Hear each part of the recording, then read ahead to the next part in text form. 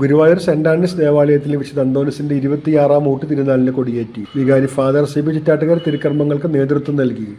കൈക്കാരന്മാരായ Ando L Puthur, Jisho S Puthur, Babu Antony Chiriyankandath, convener Sando Peter, V Jolly എന്നിവർ നേതൃത്വം നൽകി.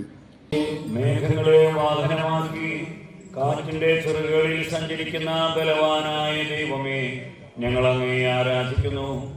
അങ്ങയുടെ മഹത്വത്തിലും വിശുദ്ധരുടെ ബഹുമാനത്തിനുമായി ഞങ്ങൾ ഉയർത്തുന്ന ഈ പതാക പിതാവിൻ്റെയും പുത്രന്റെയും പരിശുദ്ധാത്മാവിൻ്റെയും നാമത്തിൽ ആശീർവദിക്കണമേ.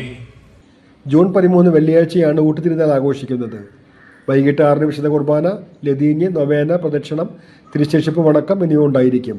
തുടർന്നാണ് ഊട്ടുസദ്യ.